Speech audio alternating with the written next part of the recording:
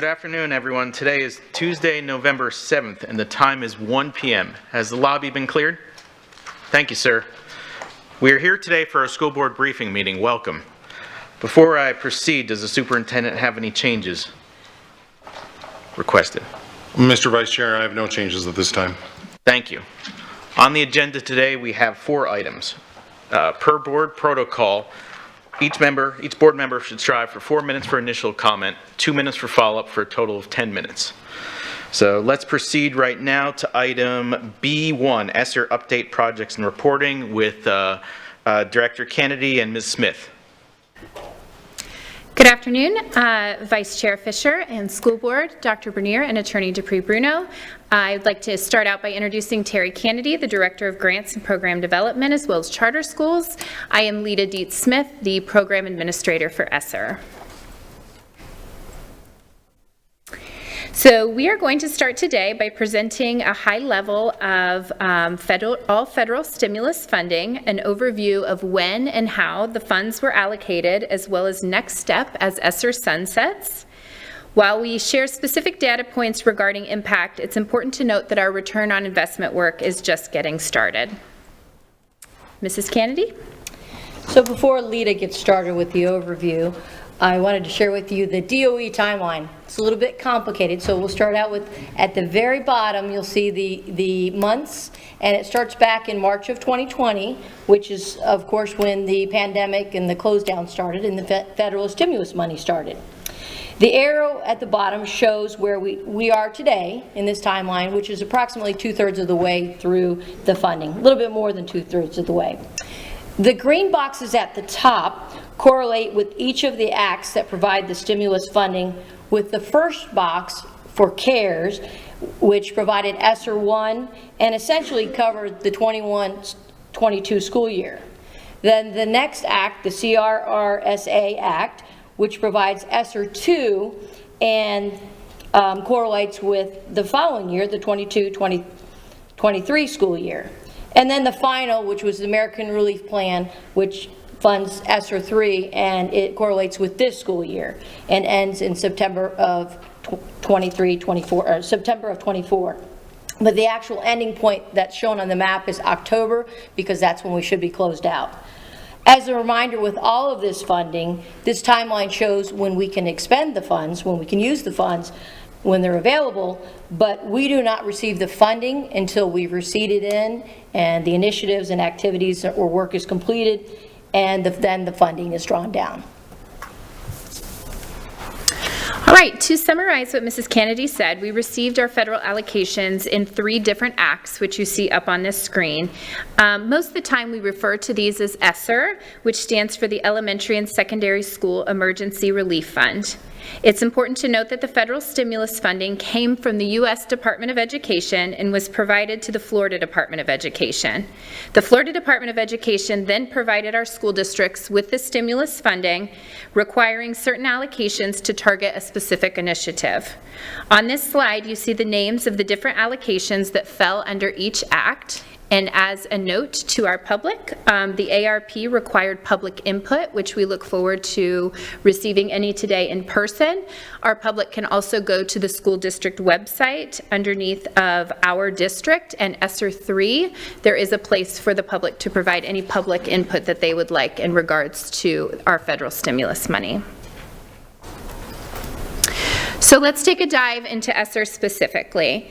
I think it's important to paint a picture for yourselves and for our public to take us back to March 2020, when we were facing and navigating unprecedented times such as school closures and trying to figure out how we could keep life as normal as possible for our students having to learn from home. So we spent ESSER 1, which was a little bit more than $21 million, to provide triage to our school district. And you see on the screen in yellow some of the things that were decided from representatives from each department, including top leadership, and how we could provide triage to our students at a time that we were facing unprecedented circumstances. ESSER 1 ended in September 2022 and has been 100% expended at this time. When we look at ESSER 2 in blue, We received a little bit more than $84 million, and we could start to look at stabilizing the workforce. So we were starting to return to school at this point.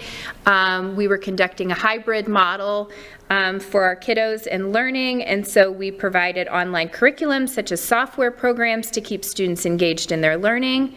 We were hopeful to provide more personnel for our schools, as well as stabilization pay, and we're going to dive into some of these top expenditures. At this time, ESSER 2 ended in September 2023 and has been 99% expended. As we look at ESSER 3, the largest federal allocation that we received with more than $189 million, this is where we started to look at building a path forward and returning to some sense of normalcy after the pandemic. ESSER 3 will end in September 2024, and it's important to note that while it says 59% has been spent at this time, that's because any remaining funds are designated for positions and earmarked for projects that will continue throughout this school year, being mindful that we'll also be funding things like summer school, tutoring, and planned professional development that will carry on through September 2024.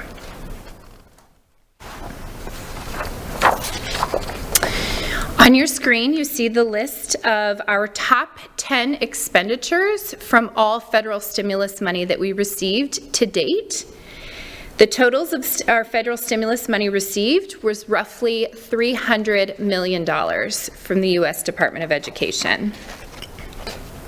And now I'm going to take a dive into each of these 10 expenditures.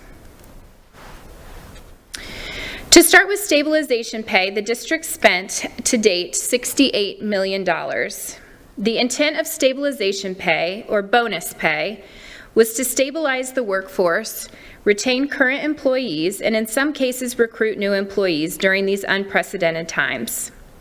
If you look on the screen, it appears that vacancies has increased, and our initial reaction may be to assume that this funding did not have a positive impact on the way that we spent the funds.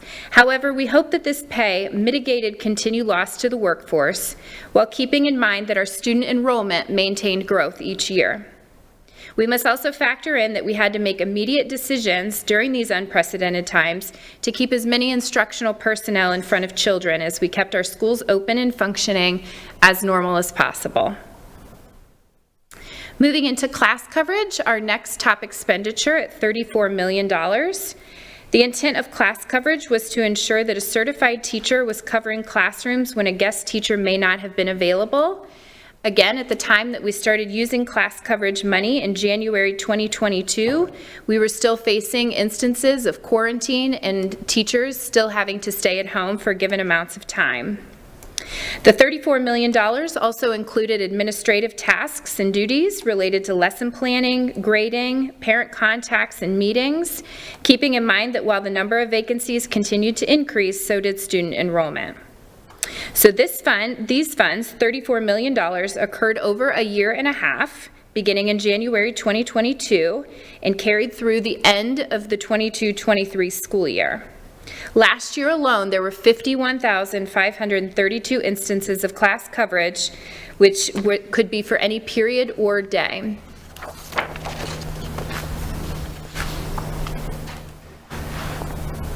Our next top expenditure is our school positions. It is important to note that the 218 that is on your screen is slightly different as a number that I provided to you last week during board member questions, and that's due to data being pulled at 2 different time periods. Currently, ESSER is funding 229 school-based positions. Most of these positions were already funded. They were not from the general fund necessarily rolled into ESSER positions.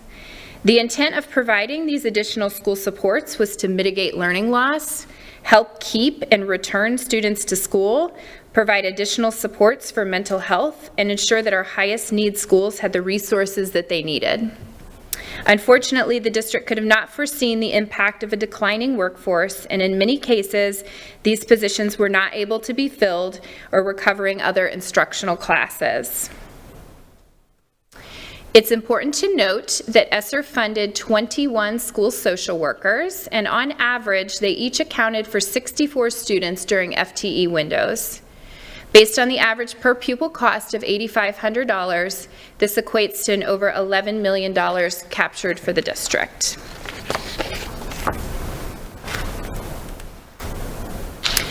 Our next top expenditure is for our charter schools. They received allocations of approximately $23 million. Our charter schools receive a proportionate share of all of our federal funding based on FTE. We surveyed our charter school principals and asked them the impact that ESSER had on their school buildings, and they shared with us that they were able to provide additional tutoring opportunities, increased access to technology, extended academic days, focus on student attendance, additional staff, a focus on MTSS, mental health supports, and our alternative high schools shared with us that they were able to retrieve more credits and promote students. In order to support our charter schools, we provide school visits, a monthly review of their spending, and charter-specific principal meetings. And in order to hold them accountable, we request that they develop plans just like the school district has to turn into the Florida Department of Education. We require them to sign the assurances which state that they know how the money has to be spent. And they follow a reimbursement process as well, where they provide all their receipts to us so that we can ensure that they're spending the money the way that they're supposed to be. Our next three expenditures are related to technology, health insurance, and summer programming. Technology, $15 million, includes software directly related to academic learning loss, such as iReady, ALEX, and Nearpod, just to name a few. These funds were also spent on more than 3,000 hotspots, which went directly into the hands of students that may not have had internet access throughout the pandemic.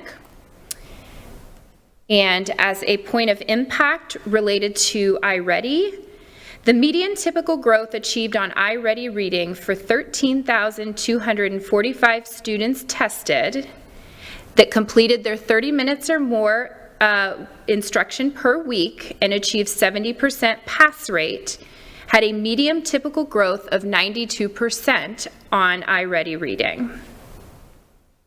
When we look at COVID health insurance, these funds, up to $14 million, were used to mitigate unexpected additional insurance expenditures and increased medical claims related to COVID, which saved our employees from possible increased health insurance costs. And lastly, for summer programming, it's important to note that prior to ESSER, the district focused on credit recovery and reading camp as required by the state, as well as extended school year. With ESSER funds, we were able to provide not only those traditional summer school opportunities, but the ability to expand enrichment programs for all students in grades kindergarten through 12th grade, including the arts, Connect with Lee, which is our virtual platform, science camps, math camps, expanded SOS program, civics camps, expanded Lee virtual school offerings, targeted ELL camps, kindergarten readiness camps, as well as ACT and SAT prep. Last summer, the summer of 2023, our summer programs allowed for 439 credits to be earned.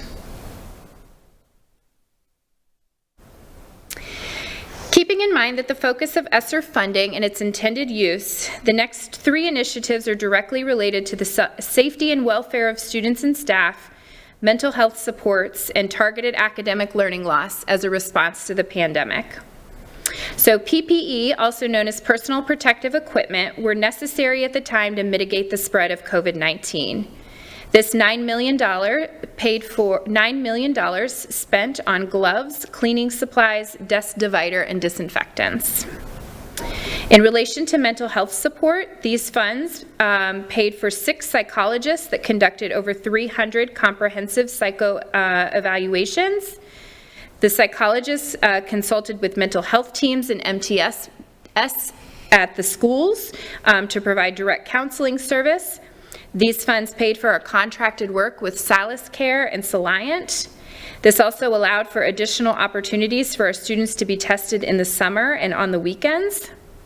These funds provided the assessment tool, Q Interactive, which allowed for more efficient testing for more than 2,000 students. And this funding also supported a school district school counselor with a focus on youth mental health that trained over 8,000 of our district employees in youth mental health first aid. Lastly, tutoring, $6 million. These funds paid for our Back on Track programs at our high school to ensure that our students were closing those achievement gaps as related to the pandemic and earning their credits to graduate on time. Our Connect with Lee virtual tutoring platform, as well as tutoring for all of our elementary schools in person for the last 2 years. All right, I would like to present some highlighted projects that may not have fallen into those top 10 expenditures. Our Close-Up program is for 160 of our high school ELL students to have the opportunity to travel to Tallahassee and come together to research issues that are facing their neighborhoods. Students will learn about state and federal government. They'll have the opportunity to tour the Capitol, meet government officials, and this also provides professional development for our ESOL educators so that they can build students' English language skills through civics and the social studies curriculum. Our student ridership program, which was funded through ESSER, is a GPS bus system where parents can view their children boarding and disembarking their school bus. This increases our efficiency for bus drivers so that they have access to all bus routes through an electronic system. Our scholastic book projects, we did a summer and a winter initiative where all elementary students got to take book sets home. We also funded all of our elementary classes receiving 280 books for their classroom libraries. And we also provided books to student enrollment to give to every new student enrollee and their families. The Kindergarten Readiness Program, which was funded through the summer, allowed for 24 schools to have opportunities for their kindergarten students to attend their new schools and learn the important tools to help them start their year off right. Of the 24 participating schools, 80% of kindergartners attended this camp and were prepared on the first day of school. Our Summer Sizzling series is a summer professional development opportunity. Last summer, 2023, 739 teachers attended, and based on their feedback, 92% of them reported that it helped them learn and grow professionally.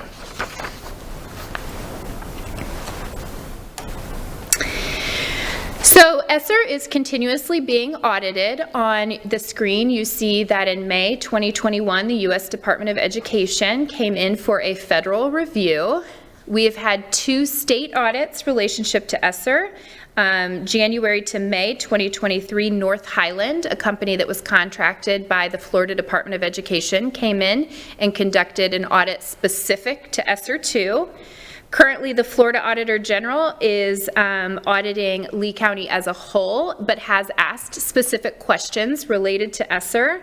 And we are required to report yearly to the Department of Education about spending, procurement practices, inventory management, and tracking.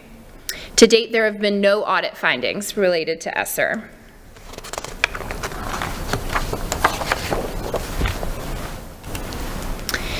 And lastly, to discuss next steps as this grant closes September 30th, 2024, it is the intent of the team to utilize all funding for the school district. All ESSER-funded positions will end in June 2023 on our district contract. All 302 current ESSER-funded employees have been notified via letter. HR plans to follow up with all ESSER-funded employees in January and is working to solidify plans for the transition of these employees. The number of vacancies we have as of October 27th, we have 243 instructional vacancies and 363 non-instructional vacancies. District leadership in all departments will continue to use the strategic plan to make informed decisions about what happens after this funding sunsets.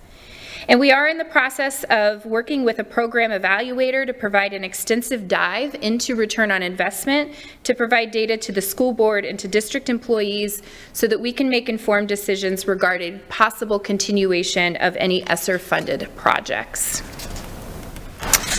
At this time, we welcome any comments and discussion. Mr. Chair, first and foremost, want to thank both individuals for the hard work they did to put this presentation together and to go back through pretty extensive amount of time and certainly extensive amounts of money that the federal government provided the state of Florida during this crisis and post-crisis to help support student engagement and student learning. I think it's important to note for the public and for the board, mostly for the public, to be clear that we never really get this money. Right, this money is reimbursable. We expend dollars and then apply for reimbursement, and it's in no small part to the two people presenting to you that we have been successful in getting most of our money back in return. They are I dotters and T crossers. They make sure that our forms and other things are submitted on time. And then I think one of the other aspects of the complications of this is the oversight that Ms. Kennedy provides to the charter schools as well to ensure that they're in compliance with the dollars that they receive. We are making plans currently regarding continuation of positions.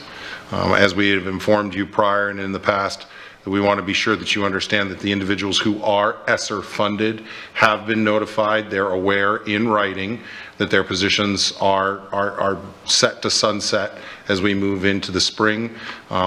Shortly after the holidays, we will be convening as a cabinet with our CFO and other members of our budget and finance team to begin the discussions surrounding budget for next year, not so much as in the what yet, but we want to take a look at what the strategic plan wants us to accomplish and continue to align any continuing expenditures to the outcomes of that strategic plan.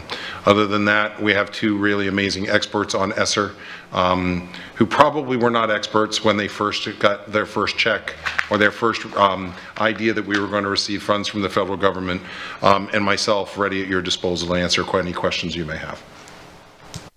Thank you, Mr. Superintendent. I forgot to note before, my apologies, that Member Juvenelli is participating in this meeting via Zoom right now. So we'll come back. Member Juvenelli, if you have any questions. First off, anyone have any comments, questions? Ms. Morgan. Let's see, where do I start? So we haven't done an ROI yet. Well, let me start by saying, first of all, that the expenditures for ESSER 3 that were made last year were essentially planned before the superintendent was on board. So programs and personnel, no, yes?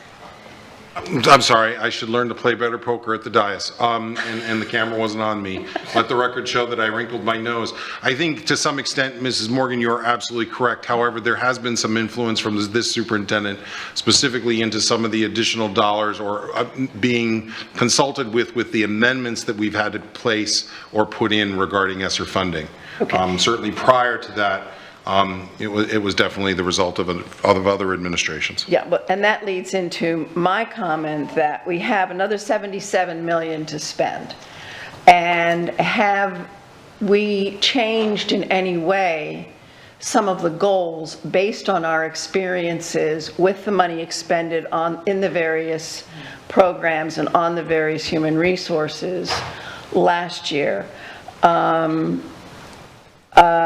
That's one question. And then my second question is, and this is just a minor one, but I'm curious, only 24 schools participated in that kindergarten readiness program. What happened to the others? And those are my two comments for now. I may come back with further questions. Thank you. So as to the 24 schools that participated, I will have to get you additional information regarding why those 24 and why not the others. I don't have that handy at this point. I also would ask the members of the panel to also weigh in on what I suspect is not amount of $1 million that remain to be spent on other things. Those dollars that remain are, in a sense, encumbered to be utilized and to be spent out over the remaining time of the grant. But I'll allow both of the presenters to respond to that if there's more description that's necessary for accuracy. And remember, all of those salaries come out so that you've got 300 staff members that are part of that funding. But there are initiatives that are ongoing, and again, we don't receive the money until we've completed, so then that's when we draw it down. If I may respond, yeah, I assume that all of this is in the budget. So we simply claim the money after we've expended it. So my question really was, to what extent have we reconsidered our allocations or our commitments to various areas based on our prior experience? I'm just curious, what did we learn, particularly about programs? I mean, personnel is one thing. We needed the additional personnel, and I get that. But I just feel like there's a lot of money, and I'm not really understanding, as we're in this year, what we're doing to change outcomes per our expectations. I don't know if I'm being clear. No, you are. I think you're being, in a sense, you're asking for a return on investment. One of the things that I've asked that we look into as a team is a program evaluator. Grants of this size should always include, and for whatever reason, this particular federal funding did not include it. I think it was because of the nature of how it was passed. But usually with federal funding, there's a requirement for an outside evaluator. Usually it's a university statistical professor or someone who does program evaluation that then would go back, look at how the money was spent, look at the individuals who were impacted by those dollars and what resulted. Let's be clear, we're talking more about ESSER 3 than any other one of the categories. ESSER 1 was certainly the triage, it was the immediate response, and it didn't matter whether you were across the country or here. Many of us learned for the first time what PPE was. I remember being in a meeting and saying, okay, everybody's using an acronym, personal protection and equipment. I get it, gloves and masks and all those other great things. ESSER 2 was about stabilizing and trying to stabilize a workforce and other things, of which it was done. The path forward, when you start talking about our online tutoring and the summer programs, I do believe that we have the time to now employ a program evaluator to go in, look at the school buildings where those were done, and continue to look at the factors that remain. I don't know the slide number off the top of my head, but one of the pieces of evidence that this group has been collecting was that idea of what happened with iReady. So those students who spent time in iReady, they spent the required amount of minutes per week and they completed over a certain amount of lessons. iReady would expect a student to complete over that period of time and to improve by a certain percentage. The average percentage gain was 92. So that's a pretty impressive measure. But again, we both have discussed this. We'd like to see that done and continue to be examined independently of our school district, so we could come back with a report specifically of how the dollars spent, especially in ESSER 3, are impacting student achievement, stability of teachers, and the other things it was intended to do. So really, the return on investment is important because we will learn things from these dollars being spent about how we proceed forward with some initiatives that are aligned with our strategic plan, and we will know whether or not, because of our use of ESSER money to basically run a beta test, whether or not that's how we want to continue to expend the funds. So I think that's it. I hope I don't have and to support Ms. Morgan for the rest of the board, I would say that is 100% correct. No matter what we implement, whether we do it with ESSER dollars, whether we employ a new language arts curriculum, whether we look at the effort for Read by Grade 3, specifically with our partnerships with PCG and the Lassiter Center at Florida, we deserve to evaluate those programs on a yearly basis and make some determination if they're having the impact that we expect. And then there's two things that result from an evaluation like that. In some cases, we may have picked the wrong thing. Research told us that it would work, but it is not necessarily working with our students. But we can also find that it's an aspect of fidelity of implementation. So that's what a good program evaluator does. They help determine if it's one or a combination of several different factors that are resulting in the results that you would expect. And it's very difficult, with program evaluation, you're going to always look for cause or causation. Statistics never give you causation, they just give you a correlated factor that says this had an impact at without this, the improvement wouldn't have been seen, but it's hard to say by how much, or if we have to come back and revisit and look at how we're implementing and continue to do that work. Like I said, after the Thanksgiving holiday, our plan in the budgetary process to prepare for the spring is to start talking about these programs and others that we're currently implementing, and are we getting the return that we expected? Okay. Others? Ms. Jordan? Thank you. And thank you, Ms. Morgan, because I had wrote down the 24 schools, because to me, again, I always ask the question, what, is it an option, or are we going to be consistent across the district in offering, you know, the schools to participate? And even saying that 80% of the students participated at those 24 schools, that's huge. So I really would encourage others to jump on the bandwagon with that.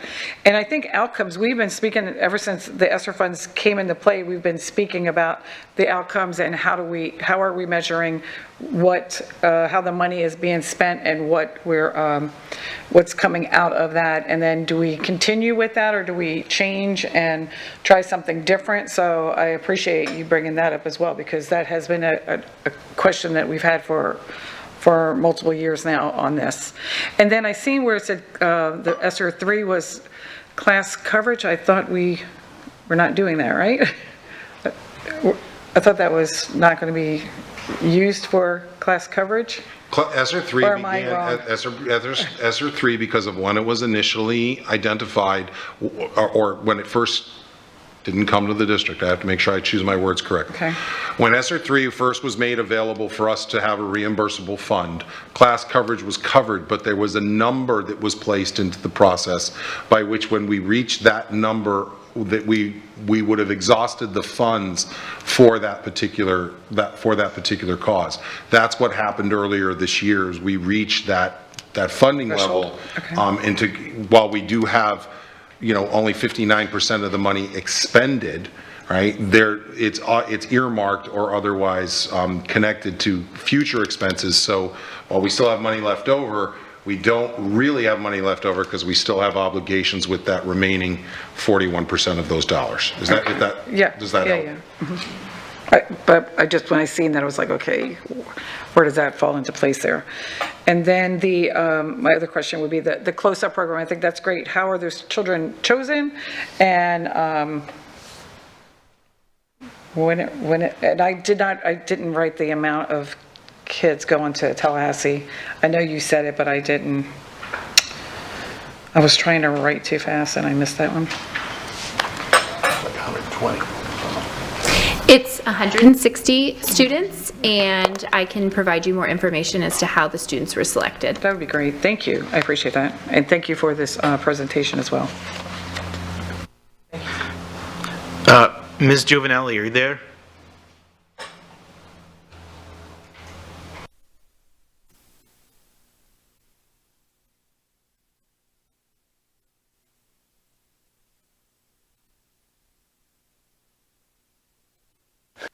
I was trying to figure out how to do those questions, and I saw you were even struggling a little bit also, and I'm glad you went through it and not me.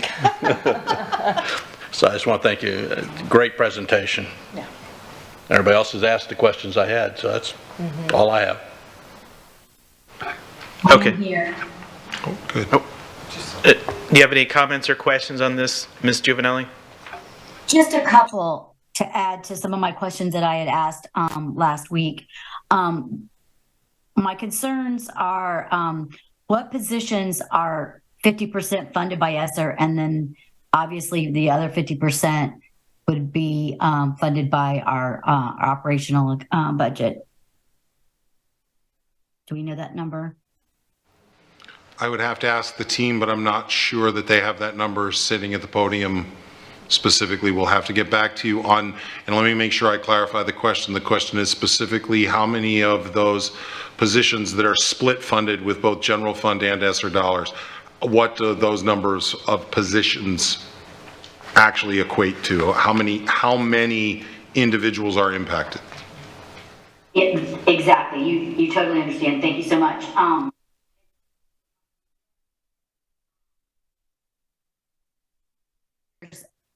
now they're going to have to go back in the classroom. My concern is, we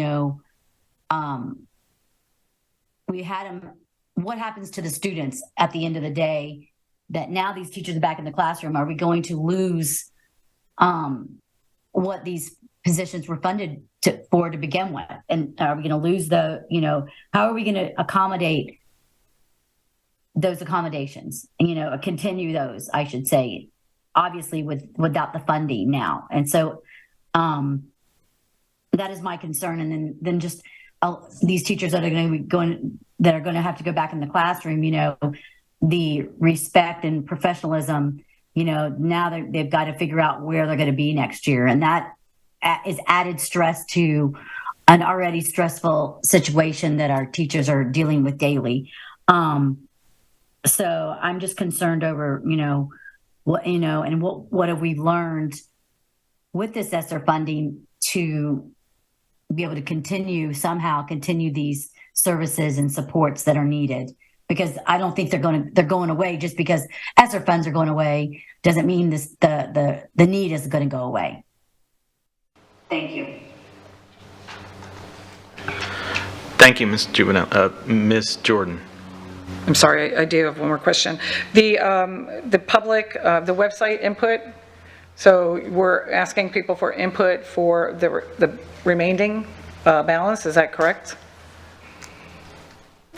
Yes, that's been available on the website. They can provide any public input in related to ESSER or federal stimulus money, yes. Okay, thank you. Sure. I have a comment and kind of a clarification. I know we've said this probably about 5 times tonight, but just for the public, so what everyone is saying, the ESSER 3 funds, they've either been spent or they've been allocated for the remaining funds. Correct? That is correct. They've either been spent, allocated, or I think the word that we use is encumbered. Sorry. Yeah, just making that clear to the public is all I wanted to. Second thing is, I know you, Dr. Bernier, you talked about some of the positions, obviously, and we've talked about that before. I just want to make sure there's an emphasis going forward, especially on those positions that are for mental health positions. That's a big concern to me, and I want to make sure we can keep as many of those people as we can. Our focus will be to remain aligned to our strategic plan and make sure, to Ms. Giovanelli's comment as well, that we bring forward to you some understanding of what we can afford and how we can continue to support our students, especially surrounding the needs related to mental health. Yes, sir. Okay, thank you. Great presentation, thank you. Moving on, item B2, job descriptions, and that will be Director Dodig.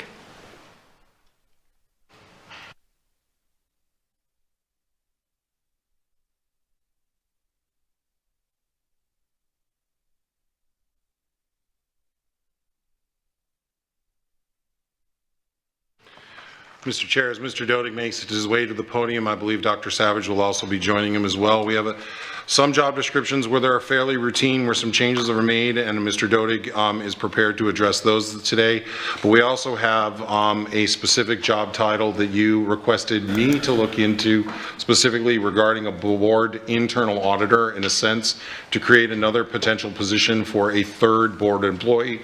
For the public's edification, the board has the superintendent, they have their general counsel, and they have, in this particular case, statutorily, they also have an opportunity for an internal auditor to be a part of the team, responding directly to the board.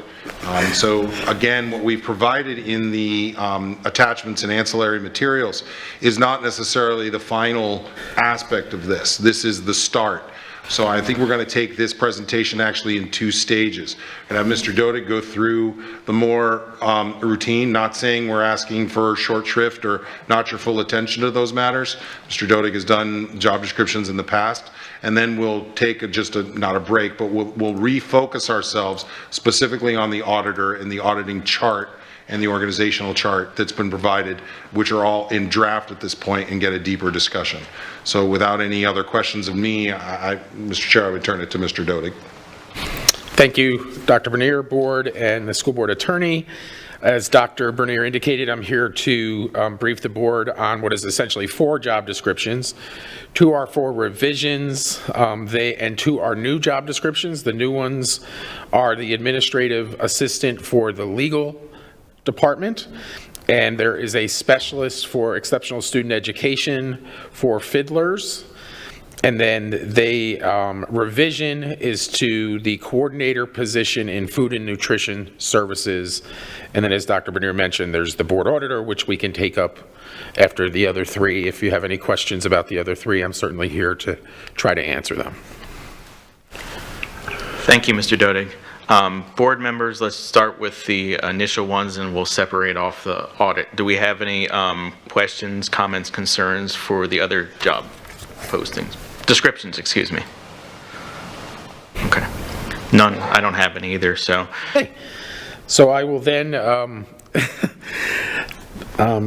basically move on to the board auditor. I will tell you that the job description that's before you is the auditor school board job title, job description that was approved previously by a predecessor board of yours. So this is an approved job description currently, but has been now put in our new template and revised with current language that we use in all of our job descriptions. And we're here, Dr. Savage and I, to listen to any edits or any other changes you may want to make in how you approach this. If I can, thank you, Mr. Dodig. That's a great segue. But I would ask that we take a look at the attachment related to the organizational chart first. I want to make conceptually sure that we have this potentially in the right spots and the right locations. I do believe you do have an approved job description for a board auditor that the previous board had done. I don't know that it's as fully comprehensive as you would like it to be, so I'd like to engage in a deeper discussion when we get to that job title. So myself, Dr. Savage and Mr. Dodig can take copious notes and bring you back a revised one. So if you look at the School Board of Lee County in the proposed organizational chart, you have myself and Kathy Dupuy Bruno located in yellow, bullets sort of just below the School Board of Lee County with direct lines back to you. The red area, which would change to a different color, we changed colors so that it would be easily seen and available to the public. The new position that you're considering is that internal board auditor who would have members of staff to help direct internal audit. Right now, we currently have a director of internal audit contained within the finance department, and currently we have 3 internal auditors that report through that. Keep in mind, these individuals do other work other than auditing for the finance department. So there may be a need for us to consider additional support for this board auditor. In my research of other school districts, the board auditor usually has a team of about 3 to 5, mostly CPAs and other people who do that type of work, who have a background in doing auditing, compliance work, and investigations.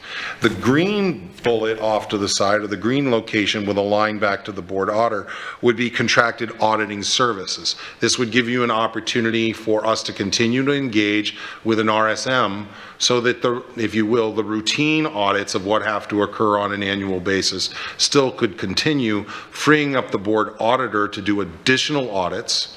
And also under contracted services, this also has a spot potentially for someone like our clerk of courts, who has also presented to us specifically around if we got a waste, fraud, and abuse claim, that they could be available and we could contract with them.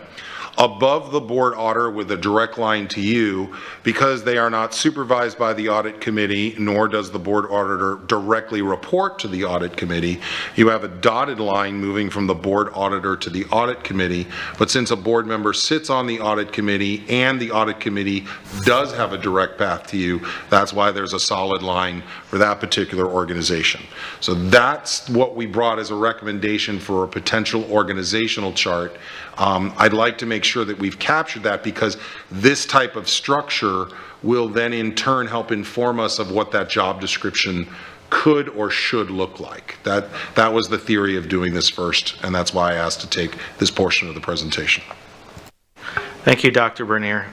So fellow board members, do we have any comments, questions, concerns, changes in regard to the draft organizational chart? Ms. Jordan, followed by Mr. Person. Well, I personally like this. I know and I know people hate to hear about the past, but in the past, we have brought this forward when we were speaking about it. And as Dr. Bernier had just mentioned, a lot of the districts, if you speak to them who have this type of board attorney, they also do have people under them as well. Some of them have 2, 3, 5. It depends about what you're really expecting out of them. And they are independent of the superintendent, the board attorney, everyone, and they work strictly for the board. So I do think that this is something that we've been speaking about for a long time, and I think the more that we're growing, I think that we really need to step it up, just like the other districts are doing. So thank you. Mr. Persons. I just sort of had a question, and it may be in the next one where we go over job description, but RSM has been making reports to the board. And now it looks like they would make their reports to the board auditor, which is fine if the board auditor has in their description to immediately send those to the board. You know, I mean, I don't know if that's in there. I forgot to look for that when I read through it. But that's the only, I mean, I like the way it is. I just want to make sure that's covered in there. I think that's exactly, if I may, Mr. Chair, I believe that's exactly what we're talking about. Those are the types of things we want to capture in a job description. I do believe that would be important to have in the job description for this internal auditor, that while the board auditor and the contracted services would work with whoever the board liaison is on the audit committee to suggest several topics of audit. The board ultimately should make the decision as to what's audited and what's not. The board auditor then would be charged with carrying that out and making sure that when those audits are complete, that those results and those audits are reported back to the board. The auditor may have the ability to do that themselves, or we could lock the job description down to ensure that the auditor would arrange for RSM or the other employed, currently RSM, to do the actual presentation and then be available at the side dais for additional questions. Those are the types of things as we look towards the job description. I thought the organizational chart would help us get to some of those realities these are just places on a chart. How do we want this system to work? It may change lines on this chart, or it potentially just has to be captured in the job description as to what the expectations are. Anything else, Chair? Okay, Mrs. Morgan. Yeah, so all those requirements are in the essential job functions description of the board auditor.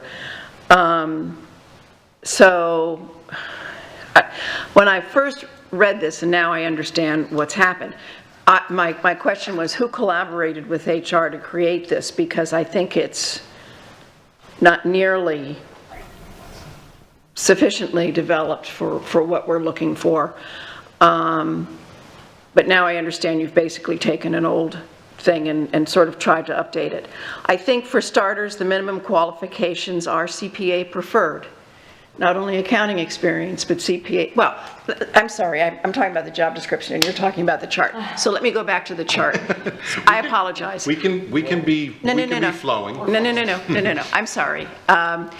I would like to understand, so I did want to make the point that the questions raised about the board auditor requirements to report are buried in the job description. I would like to understand the difference. I know what the internal audit is. Why is internal audit reporting to the board auditor? Have we thought about what the role of the internal auditor will be when we have, the director of internal audit, that being one we currently have. Have we separated out those job descriptions, and is the director of internal audit, does that really belong underneath the board auditor, or should that still be in financial services or something that reports to the superintendent. So that would be my question about the chart. Thank you. So as to that question, we are lucky to have Dr. Desamores currently in Orlando at the Chief Financial Officer's regular annual meeting of financial officers, and these are some of the questions that she's taking with us. The reason why this chart was developed in this particular direction is we also have recently a audit finding from the Auditor General's office who came in and looked at our finances. They specifically identified the Department of Internal Audit, who we have had discussions with. Mr. Gaywood is aware that we're having these discussions today at the board dais. He understands that we're not quite sure yet what to do. I was very specific in that exit audit, and I believe the chairman was with me during it, when I said, I understand the difficulty potentially of an internal auditing department existing in the finance department. It's not enough a degree of separation. But could that individual report to me? The answer from the Auditor General, which never came in writing, but the answer at the exit meeting was very specific, that the internal auditing team needs to report up through either the board auditor or whoever the board is using to do internal audits. My concern with that, and that's just my concern, is that if we were to not have a board auditor and we were continued to use RSM, RSM would then have an evaluative pen over staff. And I do believe that, and this is when this was suggested, and privately in one-on-ones, I said to you, I think this is the right path. Now, do those individuals necessarily have to? I've asked Dr. Desamores to have that conversation among other CFOs to see what their organizational charts look like. Not everybody has had a recent audit of the Auditor General. We may be one of the firsts where that opinion has been rendered to separate the internal auditing team from the superintendent and bring it to an individual who's employed by the board specifically to do audits. I get it. It's a clear line of delineation of responsibility and a clear line of alignment to the board through the internal auditor versus coming through the superintendent or another member of the superintendent's staff. So that's why this particular chart was developed the way it was. Ms. Giovanelli, do you have any questions in regard to the draft proposal for the organizational chart? We're going to go to the auditor job description after that. Thank you. Actually, I am good with it. Actually, I understand. I think it's a shift with the auditor position that fell under the superintendent, or excuse me, the board versus the superintendent's office. And I think it's just a shift that we're kind of a little bit slow in moving and making that shift, moving forward under the guidelines, what a DOE is wanting us to do. So I think this chart is heading in the right direction. Thank you. Mr. Persons. Has anyone given any thought of how this will change with an elected superintendent? With the organizational, with the line that just goes from superintendent of schools just be taken off that goes to all the others? So they're out there on their own? I mean, do they not get reported to? So I'm just thinking out loud. I'm looking for some clarifications, Mr. Chair. The way this looks here is, I mean, obviously here the superintendent reports to the school board. Okay, but an elected superintendent doesn't necessarily have to report to the school board as far as what he's doing. We sure hope that happens. But, I mean, maybe it stays the same. It doesn't mean that the school board tells the superintendent what to do, but I was just sort of looking that it's going to probably have to change somewhat. So that's for another time. Understood. Understood. Great point. We did not think about that when devising the organizational chart for the board auditor. We simply captured what was our current organizational chart and moved forward. I will have to work with Human Resources and our labor relations attorney to have some discussion about what sort of capture of a dotted line or what that structure would look like. It's a great point, sir, but wasn't on the item today, so I'm not necessarily prepared to respond to it. I wasn't expecting a response today. I just, something to be looking into, because it's only It's a great question. a little over a year away. Yes. Yeah, I just want to make sure I don't want to speak for the superintendent on this. One of the things that we did do was pull a number of we wanted to see what this looked like in other districts. And so we have a whole number of other organizations we've looked at. And as Dr. Bernier mentioned, as the board members have mentioned, in the larger districts, it's fairly common to find pretty robust audit functioning. And even though they vary, some call it the Inspector General, some call it the Office of Management and Compliance Audits under Chief Auditor, others call it basically School Board Internal Auditor. With internal audit staff, you'll find those varying structures, but the one thing is pretty consistent is that the reporting, the types of reports you get from such an RSM, those are issued, they're on those districts' websites, so it really is pretty clear. The bigger the district, they tend to have more of that type of staff. To mention, the only other large elected system is Pasco, and Pasco is currently the largest district in Florida that has an elected superintendent, and their configuration on their posted organizational chart has the board auditor both jointly report to the board and the superintendent. So it's not that piece. And to Dr. Bernier's point, yes, it's true that the superintendent elected system is not a solid line. It is a dotted line because they do still work together. And that's just, those are other things, though, certainly we could produce. Dr. Bernier, if you'd like us to get that too, we can get that pretty quickly to board members. I can assure you the next time we see this draft proposal, we can update based upon the research of how other organizational charts with elected superintendents, how they report. So we can do that. Chairpersons? Okay, what I don't see on here anywhere is our external auditor that we hire. Where do they report? Where would they fit on here? Which is an outside firm. No, that's. Are you talking about RSM? No, not our, that's our internal. The external is, we hire a firm to do that every 2 years, and then the state does it. Does that go under the superintendent? Or does that? That's a state statute requirement related to in the years that when the finance department is not audited, there's an expectation.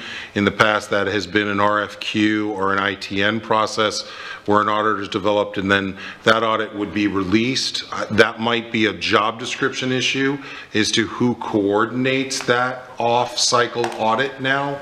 Is that an expectation that you would like your board auditor to work in conjunction with our CFO to determine who that individual, what individual firm or what firm is selected and conducting that off-cycle audit of finance?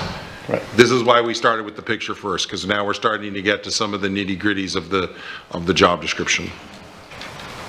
Mr. Chairman. So the statute with regards to that financial auditor for those off-cycle years does specify that a member of the board serve as part of that solicitation process for that particular auditor. So in terms of who it reports to, that's a whole different question. Okay. So just another question to look into. That's all I had. For me, I'm on board with this as well, with the understanding that below the board auditor that we may have some changes in regards to positions and how we fill that part out. So I'm also on board. I think it needs to be fully separate of administration, all these positions. So anyone have anything else before we move on to the job description? Okay, move on to the job description. I know Ms. Morgan had some questions. I don't know if she wants to start first or if we want to start with. Yeah, if I can, the staff has prepared me to begin this conversation. So what we did was we took the existing job auditor for school board. To Ms. Morgan's point earlier, we did not make a lot of changes, and we specifically did not. rather than us bringing a bunch of changes that may not align to your vision and otherwise, we thought it better to engage now in a conversation, bringing the auditor job description back, bringing the charts back, so we can consistently evolve to a point where we feel we've captured the right things. And again, this is our first foray at it from what you provide to us. We will revise, we will do additional research of other board auditor job descriptions in other counties and ensure that we bring back something more comprehensive. So right now we're looking for the big wide brush of what are some things that you would expect this auditor to do? What are some of the qualifications you want them to have? And how do you see them operating on your behalf? I think that's really important for us to capture today. Thank you, Dr. Bernier. Thank you for that clarification. Questions, comments, concerns? Chairpersons? Just one, and I don't have the draft in front of me, but originally the one I saw said the board auditor reports periodically. And that was a little confusing to me. I think we need to change that, and they may have changed it since then because I mentioned it. But yeah, periodically provide information to the school board on the status of resolution and findings. That the wrong auditor could just be sitting on stuff. Does the word regularly provide you comfort, or is there some suggestion?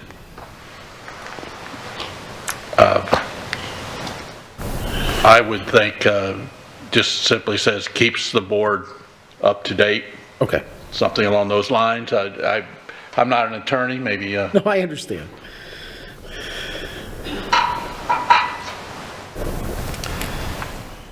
Dr. Savage? Yes, just, I think just to add to Mr. Dodig's question, so I'm trying to, I think we're all trying to jointly visualize so that we can provide feedback to the HR staff that will be revising. Imagine that this is a person who now has a Monday through Friday job. So they're here, they're reporting to work every day. And so as you look at your board attorney, you know what that looks like, you understand kind of what that is. Same thing with the superintendent. There's a very clear line of work in the superintendent's work and a day-to-day schedule. By pulling in an operational function where this auditor is conducting Monday through Friday work on behalf of the board and to support the district in a position that's currently resides with RSM, a firm, how would that fundamentally change? I think it's just important to consider that so that you're thinking, what would be your expectations as the person if we were to move in this direction? What would that look like? What would your expectations be collectively as a group?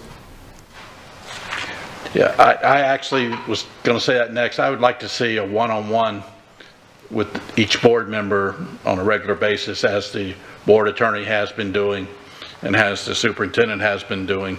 I think would be to keep us up to date.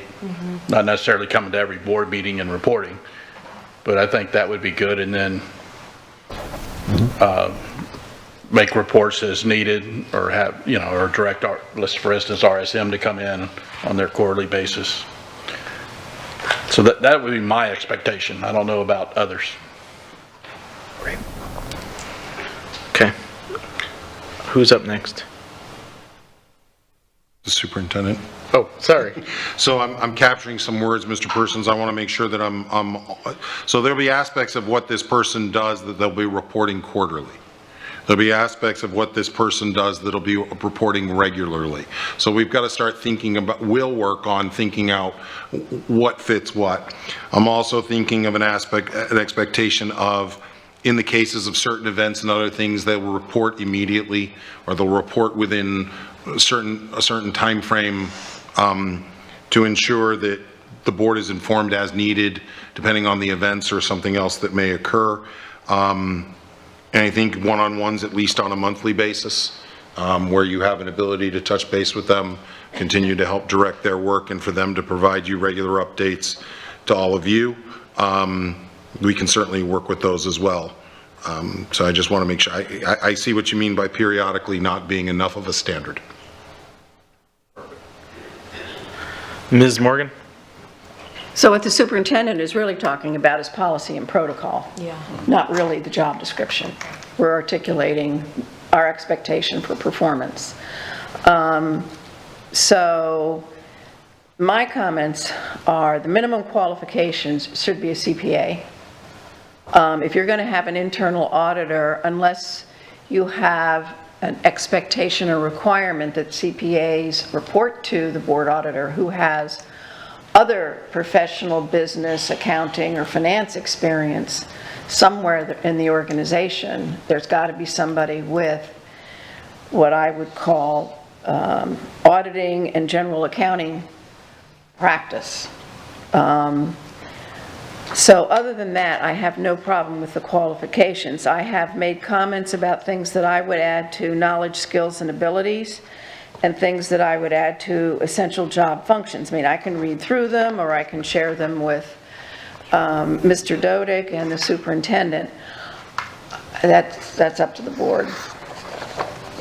You want me to just share them? Okay. Then I have another, related to this, but really embracing all job descriptions. I think, we've been approving job descriptions with a to-be-determined salary range. I think given an elected superintendent, we need to state what the salary range is at the time the position is created.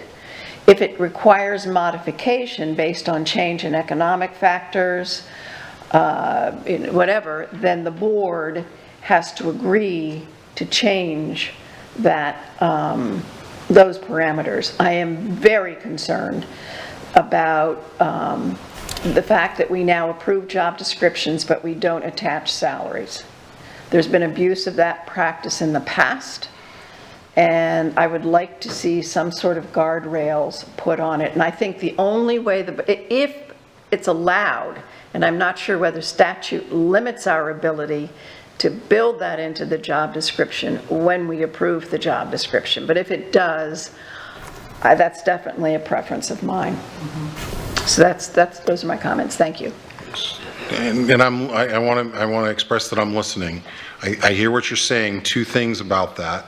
One, and I would defer to HR, that salary ranges are difficult because it will require a number of policies to come back to you much more often.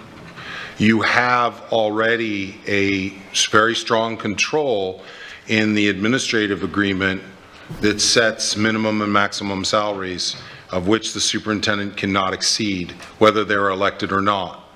So there is an admin schedule for salary that the board controls, and the superintendent, by my understanding, I would defer to legal if they need to investigate it more, but the superintendent cannot exceed those salaries and those windows that are provided in that agreement. And I hear you. What if it's a contract? There's only currently the superintendent and the school board attorney, and the attorneys under the school board attorney are the only individuals that have contracts. It's not statutory. Okay, so Yeah. if it's not statutory, then again, do we want to build in? Remember, this is your employee. I think that's the important thing to remind, because one of the things I want to ask towards the end, I'll just cede you for one of the questions I have, is can you help me to envision, because it'll help us start to plan, how do you envision this hiring process working?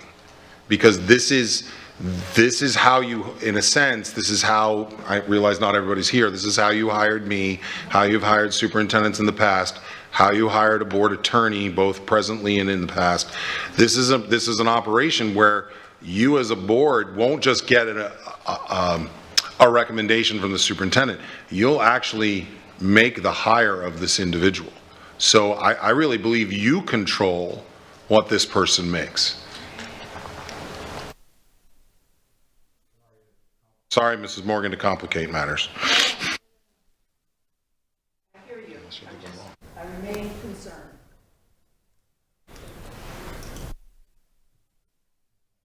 Maybe we can speak one-on-one to talk about those concerns, and so I'm better able to capture them. I think it's important to make sure that we're capturing any concerns that might be out there. And I'd love to have a continuing dialogue with you. And yes, I would love to have any comments that the board members want to provide to me or Mr. Dodig or to Mr. Savage regarding how to proceed with this. We would love those so that we can work off of those as standards and come back with something closer to meeting your expectation. We did not expect this job description for you to jump up and down and say, we have it, go forth and advertise. Okay. Ms. Morgan, do you have anything else at the moment? No. Okay, just before I moved on, chairpersons. Okay, this is for legal. Under our description for the pay for the superintendent, it says we'll make more than the highest paid employee. Is a contract employee considered the highest in that range, or are they separate and they're not considered just compared to the other employees of the? So the the way that it's currently written, as Mr. Dodig said, it's your superintendent and your attorneys who have the contracts, and they are in the administrative salary schedule. It doesn't have a range, but it has that it's contractual. So whatever that contract number, in my interpretation of how we drafted that policy, that would be included. Okay, that's fine. Just want to make sure that I was picturing it the same way, but it was a little confusing to me. And That's all. And if I could also just add to what the superintendent said and perhaps help Ms. Morgan a little bit, the administrative salary schedule is what the board always approves. So you have the control in terms of what the minimum will be and what the maximum. That comes before the board for approval. And then, of course, the board approves the budget and the board approves the job description. Is that, go. And if I may, if this job description says this individual will not be contractual, then they have to fit within the parameters of that administrative salary schedule. If you choose to bring it outside of the administrative salary to contractual, I still believe, and I will defer to legal, you have the control, you as a board hold the control over that person or individual's compensation. I won't be here, it doesn't matter. Anything else, Chair, in your, okay, Ms. Juvenelli, do you have any comments, questions? And I know Mr. Dodig wanted to jump in. I just have a question. Go ahead with your question Okay. first. Ms. Morgan, when you mentioned the qualifications, is your thought that the CPA would be a minimum qual or a preferred qualification? Minimum? Okay, thank you. Ms. Juvenelli, is there anything you want to add to the job description at the moment? No, I appreciate what everybody said, and I think it's important, when this job description was created, we didn't have an elected superintendent, looming over in the next, in November. So I do think the changes are needed and necessary. Thank you. That was mentioned. Okay, thank you. Do you mind if I jump in, everyone? Okay. One thing for me, and Ms. Morgan is kind of going through it, I think for minimum, they should have audit experience. I mean, as part of that, you said CPA, but audit experience, I think that should be a minimum qualification.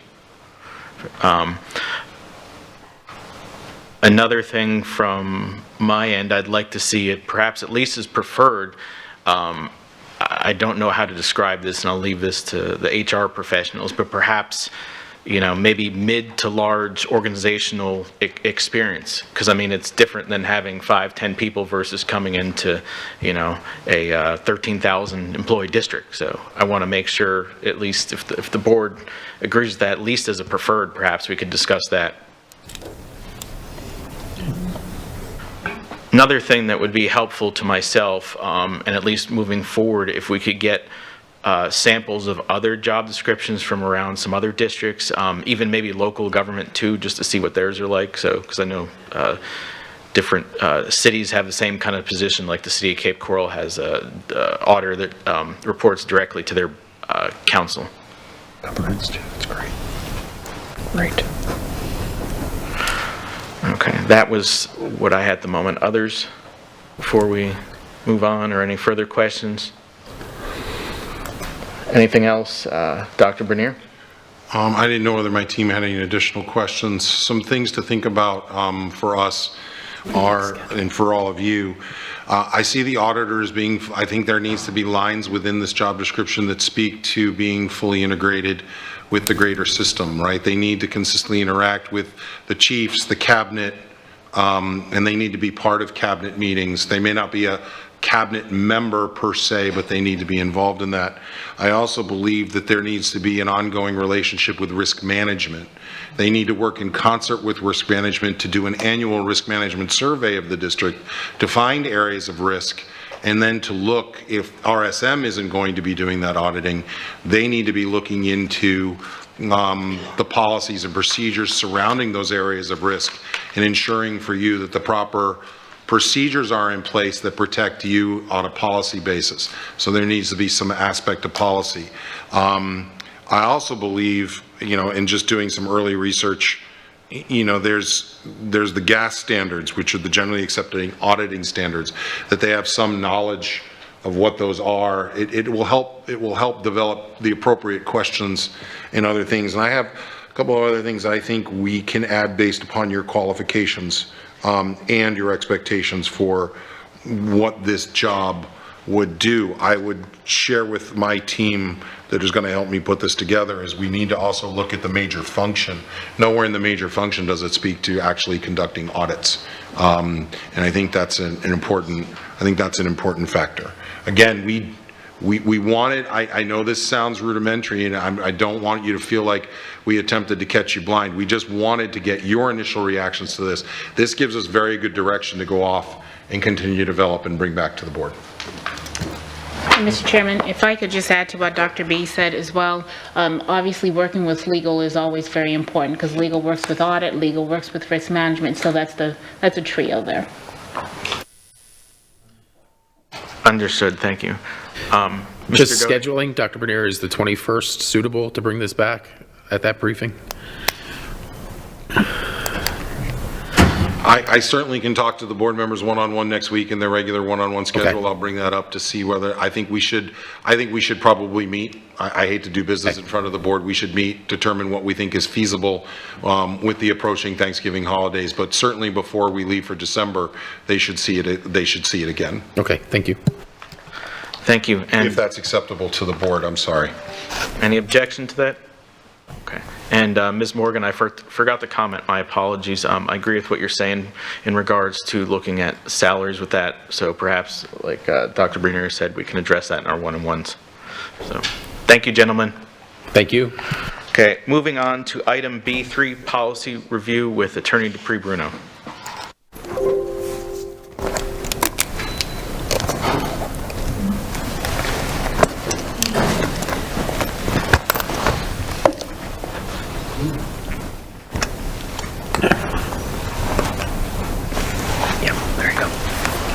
No, I didn't know if they had a document. I put it on my note. I put it all for them. Get that from the board agenda. You didn't have anything on there. I was gonna try to open it. Yeah, okay. You got it.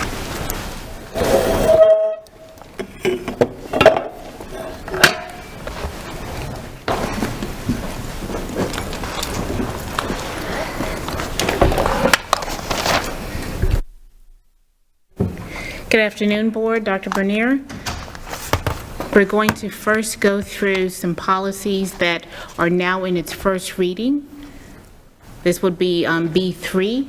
Are there any questions or concerns or comments with regard to the policies in item B3? Board members, anything on the B3? And this would be first reading. Ms. Juvenelli, do you have any questions or comments on those items?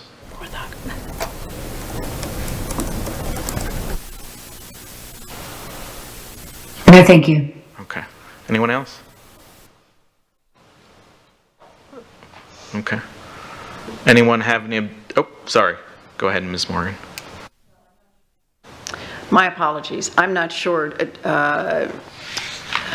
Attorney Dupree Bruno and I spoke yesterday about several policies, and she was going to check on them. And honestly, I don't remember whether they were in the B3 or B4? yeah, B3, yeah. So there was one, Ms. Morgan, that is under B3, which is 5610, which was removal of schools, out of school suspension disciplinary. I think the question that you had was whether or not, when the principal was providing the teacher with an outcome, whether or not that could be written, I believe is what the question was. So where is that policy? Is she pulling, B3 5610.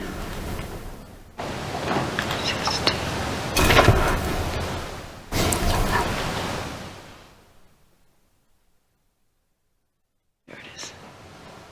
And it's the last green section. So this policy was updated because of the law that was encompassed in the Teachers' Bill of Rights to allow teachers to have more voice in student discipline. And Benny's going to put it up. Not first reading. It would be, yeah, it would be first reading. I'm sorry. Go back to first reading.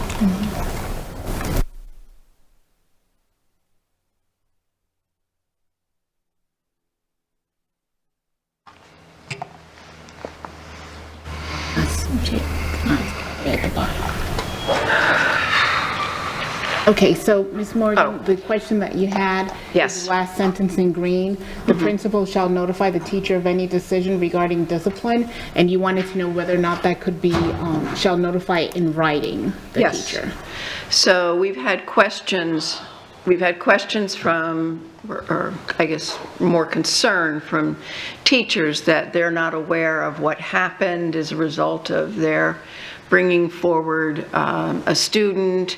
And I think in some cases, and this is speculation on my part, there may not be agreement between the teacher and the principal about the interventions.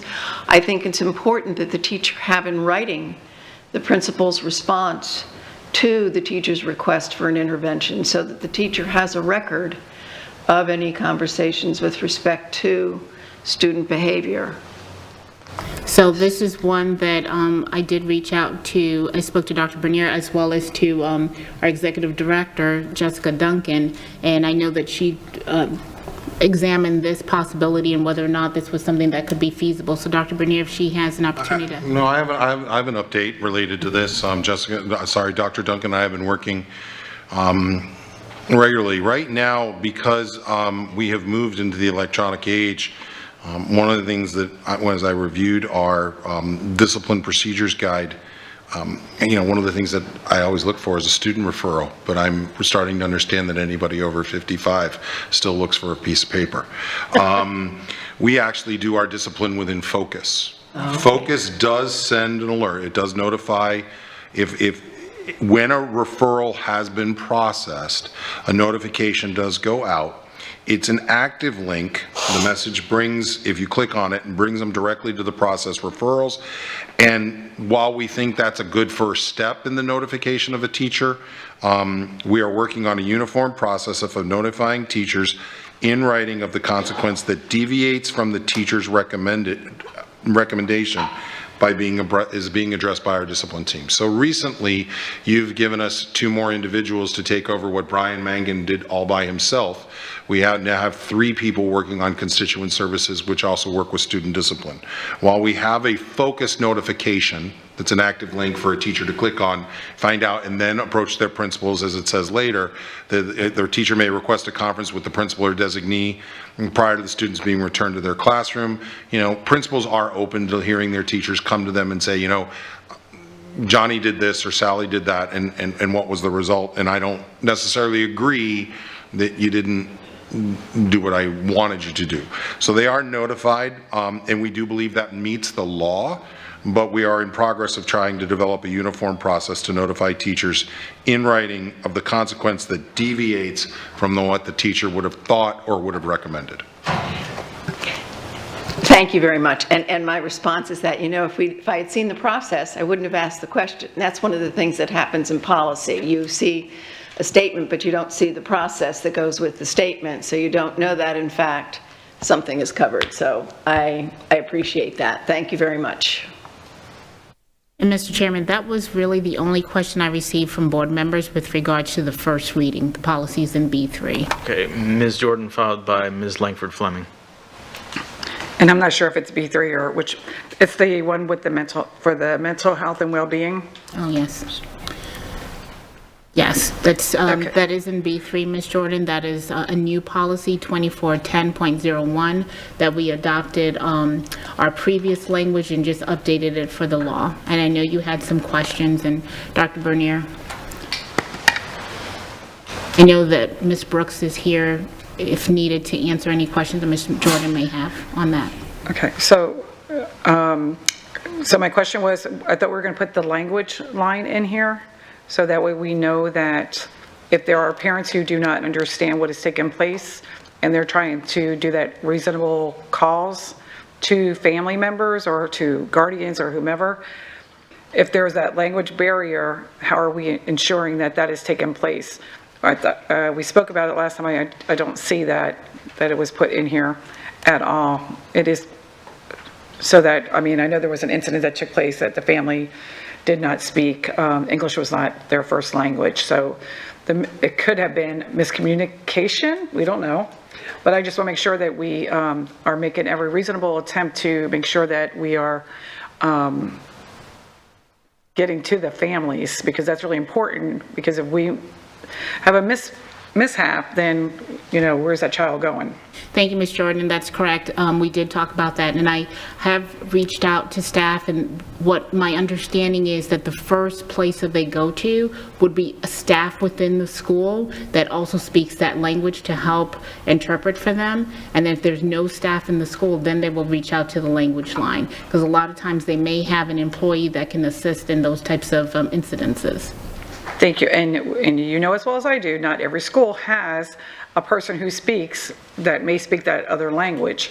So, but if it's not stated in here, all it states that we have a reason, to me, it's really important to have that in here, because if we don't have this stated, then if they don't use the language line, if they don't have that other staff member to call that parent or speak on behalf of that child, who's representing that child, and then where do they go?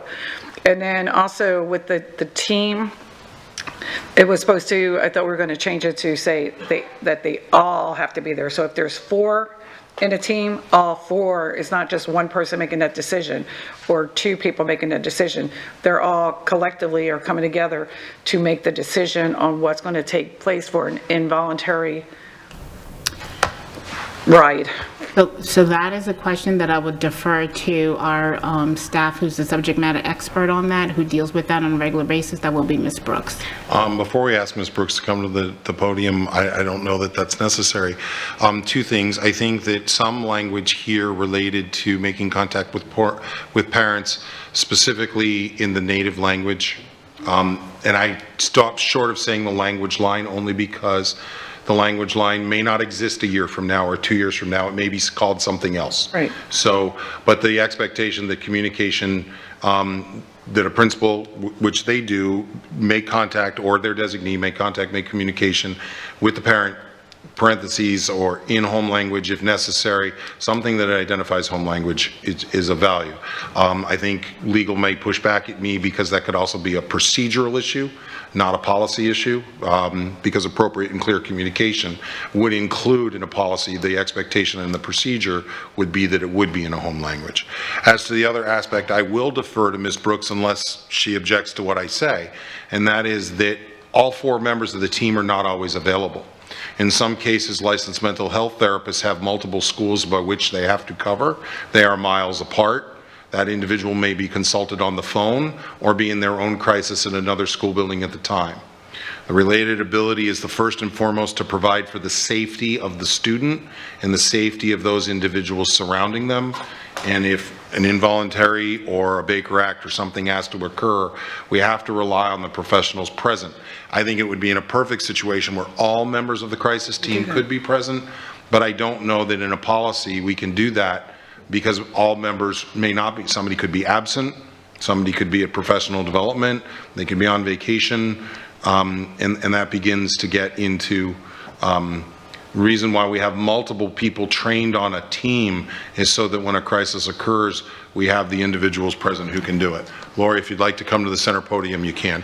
No, and I thank you for that, because, and Mr. Prebrino, in the statute and even in the ethics training we just did, it clearly states that you have to have, if that fourth person is not there, or say that three, like right now, we have two that are not here. So maybe Mr. Fisher is that other person that's there that would fit into that fourth person.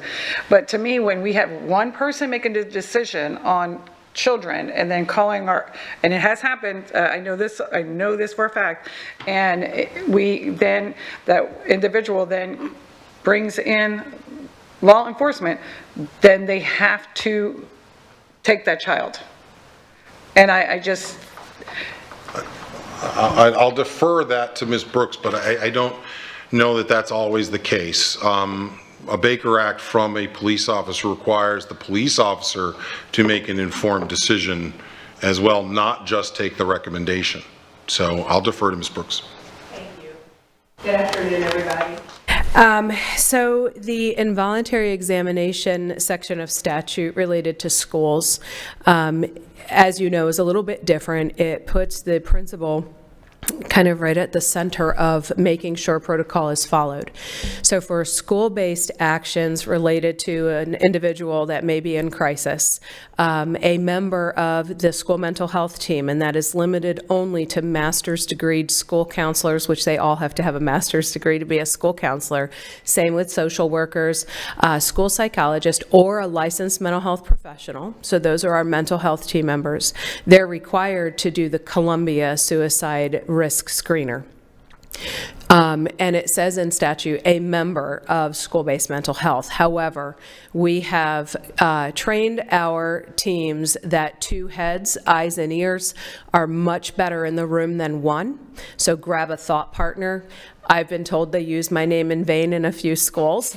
They'll pick up the phone. One of the counselors will pick up the phone, call the social worker, another counselor, and say that green folder that you needed to take to Lori Brooks is ready for you, and that's how they know to come in. I don't know, I think that's pretty funny. But they do collaborate because, in all honesty, the mental health team members do not want to do this alone. Once that Columbia is in fact delivered and the assessment, and remember the verbal de-escalation is also required, so it takes some time to do this. Then if the Columbia results are indicative of the next step, that is when schools are required, they have to go get their administrator, and also they're required to call the mobile crisis team. So state statute for school-based involuntary examination protocol requires a school to make that call to mobile crisis and the parent or guardian before they can go get the SRO, unless there is imminent danger in that moment. So if you look at item 6B, that is where you'll also find that before a principal contacts a law enforcement officer, i.e. an SRO, for possible removal of a student from school for an involuntary examination, the principal must verify the school has used de-escalation strategies and initiated outreach to the mobile response team. So the mobile crisis team has to be called. And we did have time where statute changed, and we had schools that were not necessarily doing that. And then Senate Bill 590 went into effect, I believe, 3 years ago on July 1. And we retrained schools that now our best practices were requirements, and the importance of adhering to that. So I hope that's helpful. Now, when the mobile crisis team comes, Section 394, which is the Baker Act section of state statute, says that only a licensed mental health professional, a medical doctor, or a law enforcement officer can initiate a Baker Act. And in this case, it would be the licensed mental health counselor on the mobile crisis team. And the only time that we can go to the SRO is if that team cannot report. And when we first brought this policy forward, there was a concern about what about students that are engaged in the after-school program. We added that into our process document, that schools really need to question forward into that. Sometimes parents will say, yes, hold my child at school and call the crisis team, even though the bell's going to ring, I'm on my way. But either way, we are required to call the mobile crisis team and initiate them coming out to the school. Sometimes they can't report. Most of the time they can. They prioritize our calls during the day over anyone else in the community. It's part of our MOU. I hope that was helpful. I thank you very much for what you just said. However, and you and I have had this conversation multiple times, I just, I know that even if it's at the end of the school day and everybody wants to go home, the easier way is not to call and wait for the mobile team to come. They just call, and the next thing you know, the child is going somewhere. And I just, to me, that is so important that we do not increase those numbers. And when you look, our numbers, I believe, have increased in this. So why is that?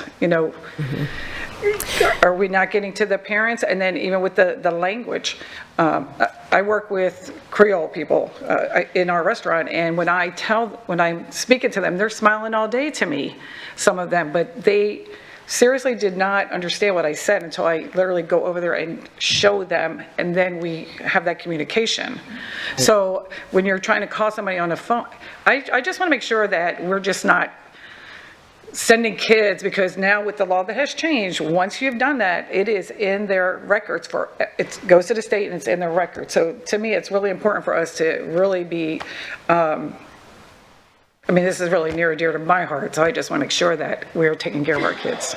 And I appreciate that, because it's near and dear to mine as well. As you know, one of the benefits of this new law that went into effect 3 years ago, and the requirement that we have to, as a district, report this to the state, what they call the IRS system, it's the Involuntary Examination Restraint and Seclusion System, is that it becomes auditable. And all of the steps that are in place in the board policy and our corresponding process document also have a form that we have to fill out. Each school has to fill out what we call the IRS form. It is then given to the licensed mental health professional. Our LMHPs are the only ones who can enter them into the state system, so it goes through another review. If they are unable to answer exactly those assurances, that goes back to the principal for, you need to put more information in here as to why this was not done in this required order or a step was skipped. In other words, if you delay calling the parent and only the principal can make that decision, it says or their designee, so we assign that to admin only. If they delay calling a parent, they have to put the corresponding DCF report reference in there. So the state is really using the IRS system and these protocols to track us. And we've told our schools, and we've been told by other districts, the audit will come. So we're reviewing these not only when the LMHP has to input them into the state system, they've been trained to ask additional questions should they need to, but our leaders also are working through understanding, because they see the state entry and the form, understanding that they need to be able to answer all those questions. And you can't skip any of them. They have to have a rationale with them. If there's a no to one of them, why? And so the state is also letting us know that they're paying attention. So we are too, to make sure we're coaching our schools through asking those questions to make sure that if there is an SRO involvement, what was the threshold for that, to ensure that an SRO that needed to get involved was doing so because there was imminent danger in that moment, like a child who's running in and out of traffic, for example. And I understand your concern. I do want to share with you from my perspective, because we see all of these reports, that we are improving and have made great strides. The language line is in our process document. We have in there for schools to take a staff interpreter if they're able to, and if they're comfortable doing so, or they need to use language line. So that's actually in the process document. I know you didn't see it in the board policy. Yep. Thank you for your passion about this issue. It's really important. A Baker Act is the only other time that we strip an individual of their civil rights other than an arrest. So for us to do this right and with fidelity and reduce potential trauma to our children if they do not need to be placed under an involuntary examination is always our goal. Can I just one more? Because, again, as soon as we do that, that's a 3-day sentence because of state law. So these children are taken away from their families for 3 days, which we've done that.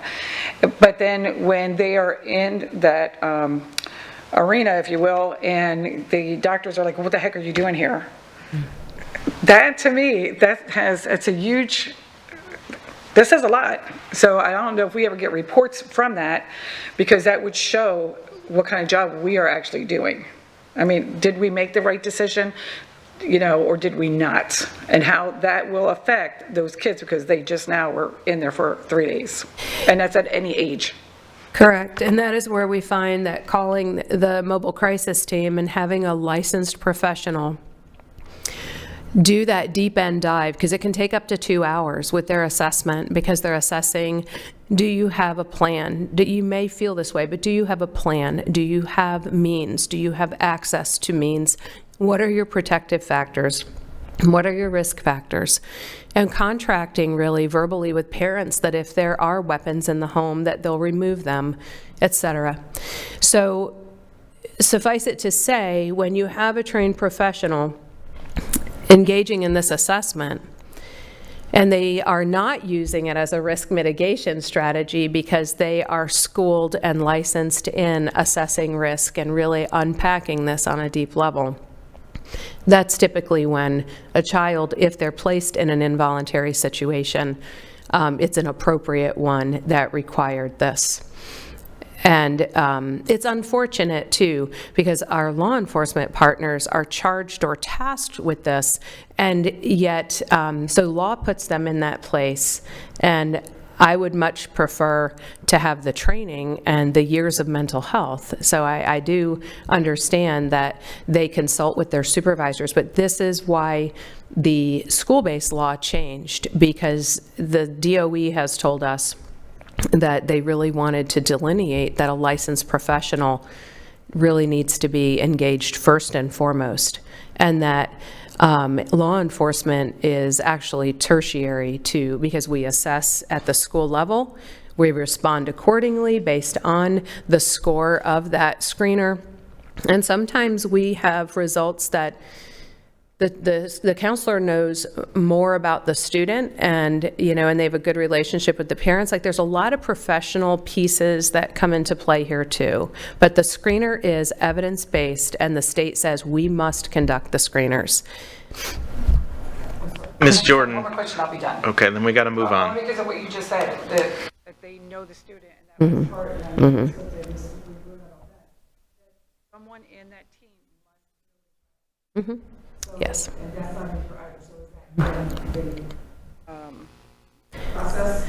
It's not, but typically it will start with the school counselors anyway, because they're there every day and they know their caseload. And then, but sometimes a student knows a social worker better and is more comfortable going to the social worker or the LMHP if the LMHP is working with them. So. Okay, and Thank you. Thank you, Ms. Brooks.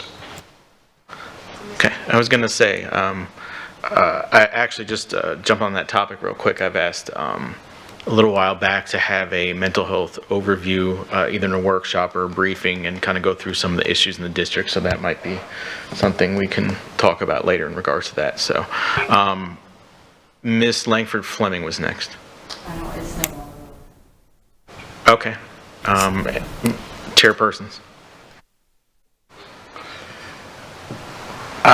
Just because we were talking about mental health and some different things, I just want to know the board to know that I'm going to bring forward a policy for next year. So it'll be after the first of the year. I'll have to work with the attorney. But several of the districts now have, and I've mentioned this before, a no cell phone policy. And Orlando district is the one that comes to mind. They can have the cell phone, but when they walk into the school, it has to be in their backpack, and it has to stay there until they leave the school. So in case there was such of an emergency of a lockdown or something like that, they could get in touch with their parents. That seems to be the big pushback on it. But the fighting and everything else that goes along with bullying and everything else. So I'm looking into these policies and we'll make a recommendation. So I'm just letting the board know that it's going to come from me, and what y'all do with it will be up to you. Thank you. Sorry, it's a little bit irrelevant, but. Thank you, chairpersons. Anyone else have anything in regards to the policies under B3? Do we have any objections to moving forward with these policies to a second reading? Mr. Sorry. Mr. Chairman, if I could just make sure that I'm clear now with Ms. Jordan, given the fact that those issues are in the process, can we move forward without adding any additional language to the policy? Yes. Okay. Thank you. Okay. We're good then? Okay, next, whenever you're ready, item B4. So item B4 are policies that are coming to the board for a pre-brief. And I don't know if the board has any questions. I know Ms. Board member Morgan had questions. a question. Ms. Langford Fleming, followed by Ms. Morgan. I'll just go quickly. It's kind of curtails off of what Chairpersons was just talking about with the cell phone use in policy. I believe it's 7544, social media. Yes. It states in designating district-approved social media platform sites, the superintendent shall specify which platform sites are strictly prohibited for all uses and which ones may be appropriate. I'm not sure if this is something in policy or if this is something that we request otherwise. I know that for me personally, I would like to know as soon as possible which social media platforms are appropriate. I don't know if that's something that can come forth to the board in even before, you know, a school year starts. And obviously technology is always evolving, so who knows what the next social media site's going to do and what it's going to bring. I think AI is going to be a huge problem come next year. So I don't know if that's something that we can discuss further or I can share this, Ms. Langford Fleming, that IS has worked very diligently since this law came out in the summertime to make sure that the platforms are appropriate in accordance to law. We even pulled the legislative history and the legislative intent to make sure that we have those particular platforms. The legislature didn't specify, here's a list of platforms, but we know that they were referencing Facebook, Twitter, Instagram. So those are some of the examples of the platforms that are not accessible and that IS has made sure is not accessible.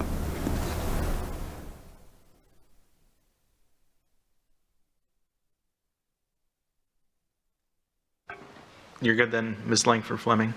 Ms. Morgan. So my policies were, let's see. Oh, thank you. Thank you.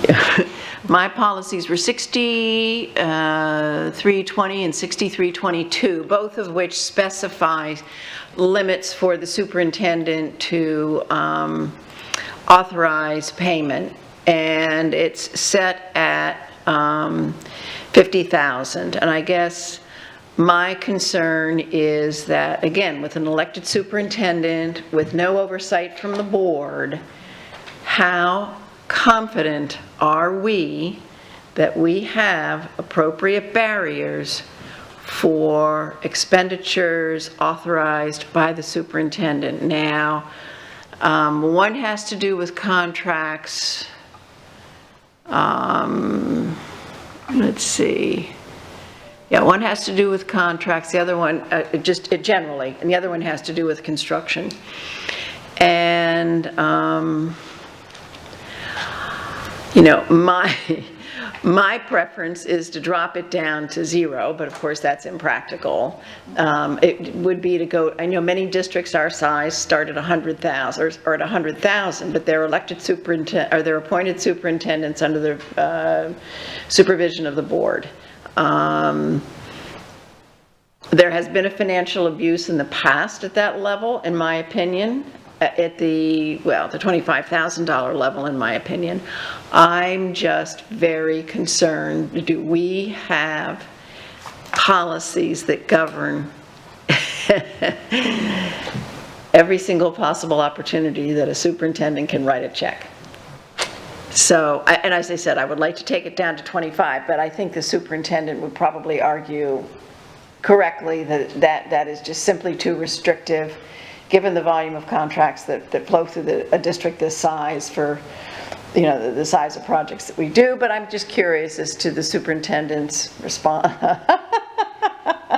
Well, the superintendent is smart enough not to argue with his board member or any of the board members. This is your policy. You have the right and discretion. I think I would advise that a 0 level would be inappropriate because you're not limiting the superintendent. You're then limiting the school principal. You're limiting, and I think that's one of the things you have to sort of engage is yearbook costs for a specific high school, for instance, can nip at $42,000 to do yearbooks.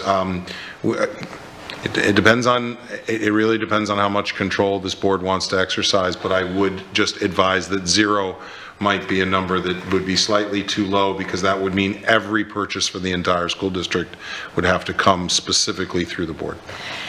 And I agree. I just, again, my question becomes, do we have every single possible? I mean, frankly, elected superintendents are going to be asked to spend money. And do our policies guarantee that we know what the superintendent is authorized to spend money on? And that's it. Thank you.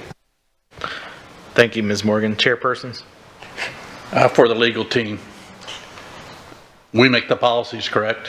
Yes, We can change the policy if it's abused, correct?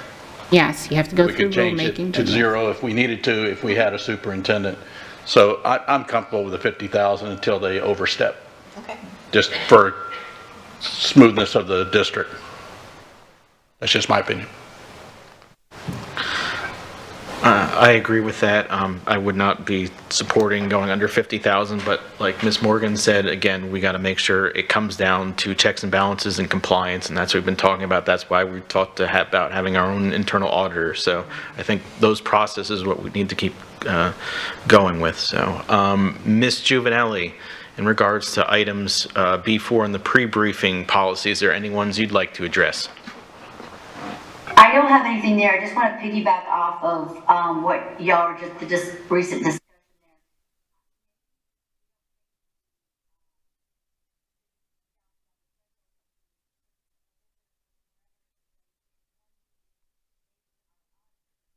To sign off on that, not necessarily the board, and because then the future auditor, I should say, and that way, if they see something that keeps arising that needs to come and be addressed by the board, they could bring that to our attention, and at that point in time we address it. I mean, I just think there's the checks and balances and quality control. I don't know that. So I agree with Ms. Morgan. I don't know that we have those in place with our policies to secure those thresholds, if that makes sense.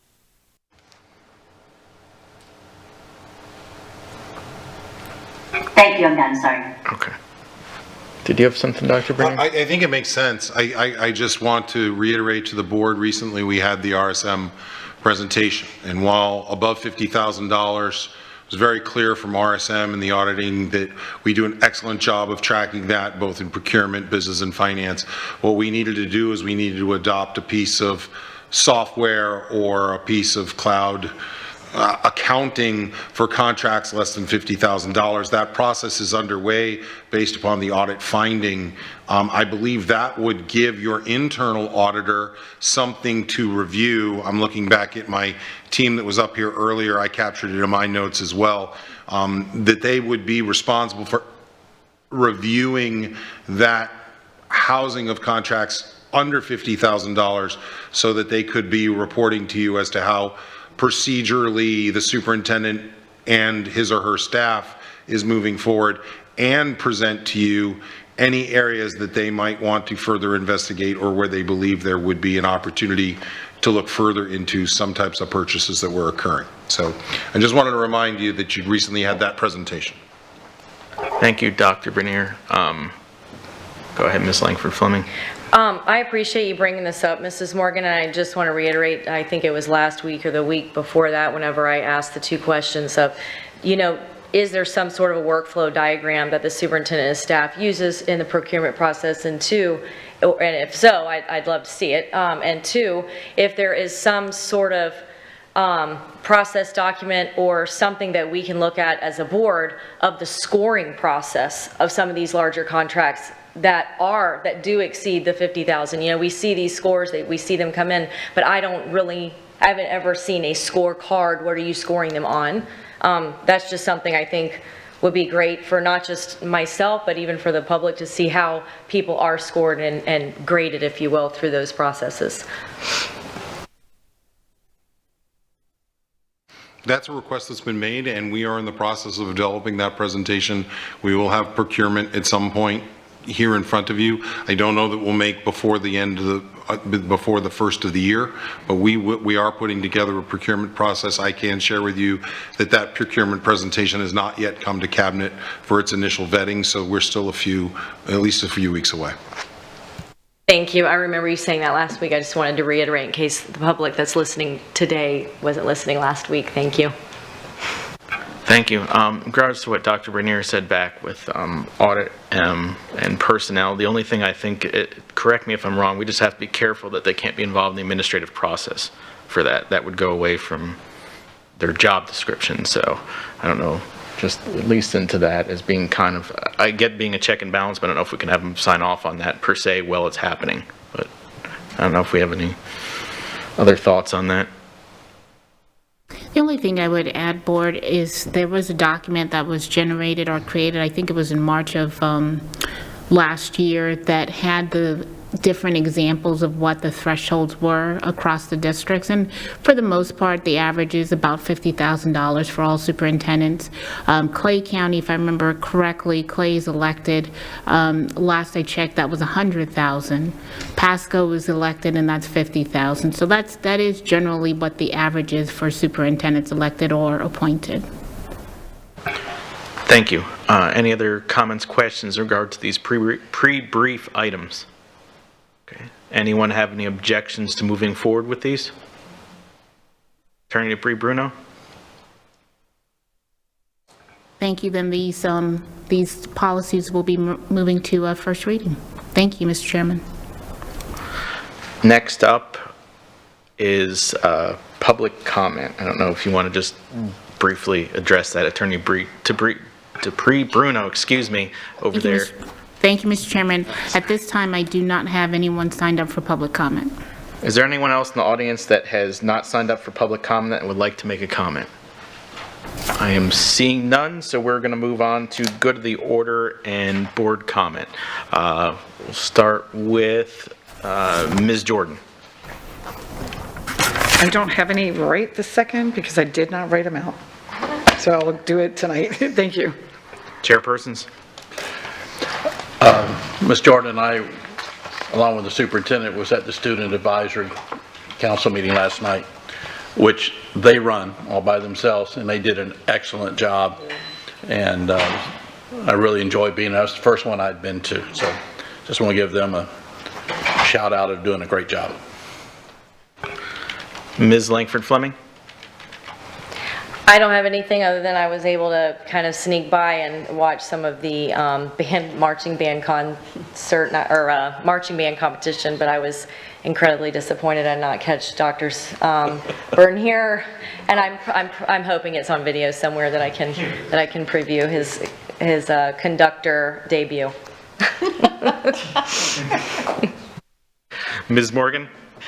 I'm going to share a couple comments tonight, but I have two, I think, for this afternoon. One, I want to compliment Kevin Krell for the ACE newsletter that came out, I think, 2 or 3, maybe 2 weekly board updates ago. And I also wanted to compliment Mr. Ramirez on his report on the Verdana Village bus stop. Those kinds of shared information really, help me a lot to get sort of follow-up from a volume of complaints. So I want to thank you for that. I do have a comment regarding the sales tax 5-year communication video, which I thought was really well done in terms of what's happened retrospectively.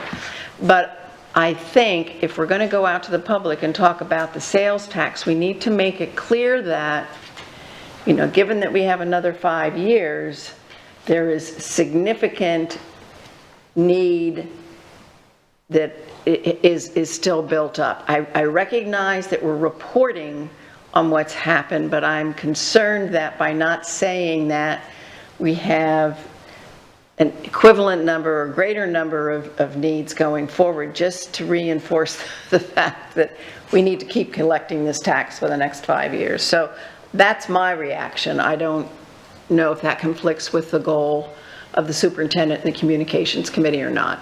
Those are my comments. Thank you. Ms. Juvenelli?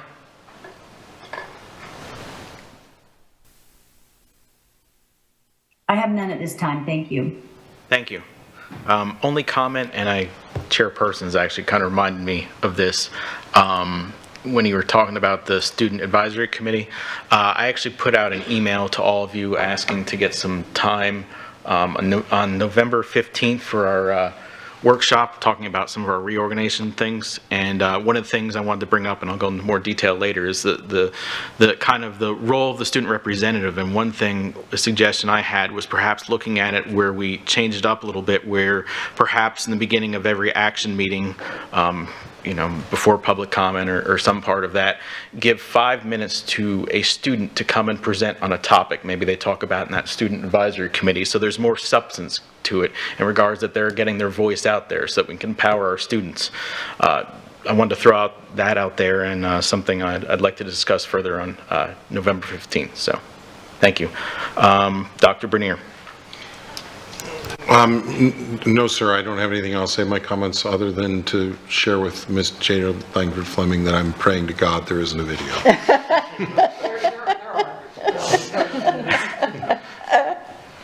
We will pay. Sad to miss it. I'm sure you'll get it for free. Attorney Dupree Bruno.